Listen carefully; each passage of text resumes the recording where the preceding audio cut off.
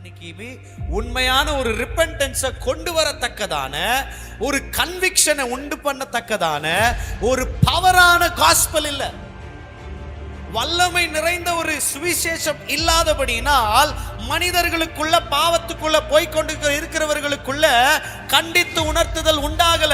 கண்டித்து உணர்த்துதல் உண்டாகாததுனாலதான் அவர்களுக்குள்ள மனம் திரும்புதல், ஒரு ரியலைசேஷன், அந்த ஒரு உணர்வு வரல. அப்படி உணர்வு வந்திருந்தால் கண்டிப்பா அவர்கள் மனம் திரும்பி ஆண்டவரிடத்துல ஜெபிக்கிறவர்களாக இருந்திருப்பாங்க. ஜெபித்த நேரத்துல மன்னிப்பை பெற்று அவர்கள் ரட்சிப்புக்குள்ள வருகிறவர்களாக இருந்திருப்பாங்க. ஆனா என்னன்னா, there is gospel but powerless gospel. சுவிசேஷம் இருக்கு, ஆனா வல்லமை நிறைந்த சுவிசேஷம் கிடையாது. எனக்கு பிடிச்ச மாதிரி பேசுறேன், எனக்கு பிடிச்ச மாதிரி ஊழியம் செய்யறேன், எனக்கு பிடிச்ச மாதிரி தீர்க்க தரிசனம் சொல்றேன், இல்ல அவர்களுக்கு பிடிச்ச மாதிரி பேசுறேன். ஆண்டவருடைய பாரத்தை சுமந்து அவர் விருப்பத்தின்படி சித்தத்தின்படி நான் பேசுகிறது கிடையாது. அதனால தான் மாற்றம் கிடையாது. எனக்கு இப்போ காஸ்பல் பிரீச் ஆகப்படுது. சுவிசேஷம் கூட்டம் சொல்லலாம், இல்ல அந்த கூட்டம் சொல்லலாம், இல்ல கான்ஃபரன்ஸ் சொல்லலாம், இல்ல கான்செர்ட் சொல்லலாம், எதை வேணா வைக்கலாம். பவர் இருக்கா?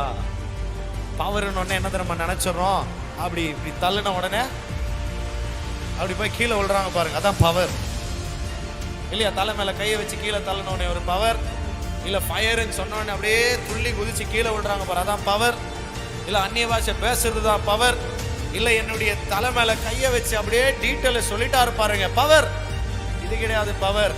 ஒரு பாவியை மாத்தணும், அதான் power. Gospel is a power of God. Why? To save the people, not to perform and show myself. என்ன காமிச்சு நான் தான் பெரிய ஆளு என்று காட்டுறதுக்காக காஸ்பல் பவர் கிடையாது. உண்மையான சுவிசேஷம் பேசப்பட்டால் அந்த பாவிகளுக்குள்ள கன்விக்ஷன் உண்டாகும், கண்டித்து உணர்த்துதல் உண்டாகும். இந்த கண்டித்து உணர்த்துதல் உண்டாக அவன் என்ன தெரியுமா சொல்லுவான், எவ்வளோ பெரிய பாவியா இருந்திருக்கிறேன், இன்னைக்கு வரைக்கும் எனக்கு தெரியலையே. உங்ககிட்ட அடுத்து என்ன தெரியுமா கேட்பாங்க, எனக்கு என்ன பண்றதுன்னு தெரியல, எனக்கு ஒரு மாதிரி இருக்கு, நீங்க பேசிட்ட உடனே எனக்கு என்னமோ உள்ள குத்தப்படுது, நான் என்ன செய்யணும்னு உங்ககிட்ட கேட்பாங்க. சுவிசேஷம் நீ அறிவித்தால் எவர்களுக்கு நீ அறிவிக்கப்படுகிறாயோ அந்த நபர்கள் உன்கிட்டே பார்த்து கேட்கணும், அடுத்து நான் என்ன செய்யணும்னு கேட்கணும், அடுத்து நான் என்ன பண்ணணும்னு கேட்கணும். அப்படி கேட்டாதான், இல்ல ரெண்டாவது நான் பெரிய பாவின்னு ஒத்துக்கொண்டு நான் மாறணும்னா என்ன செய்யணும்னு உங்களை பார்த்து கேட்கணும். அப்படி கேட்டாதான் நீ பேசப்பட்டிருக்கிற சுவிசேஷம் வல்லமை நிறைந்த உண்மையுள்ள சுவிசேஷம்.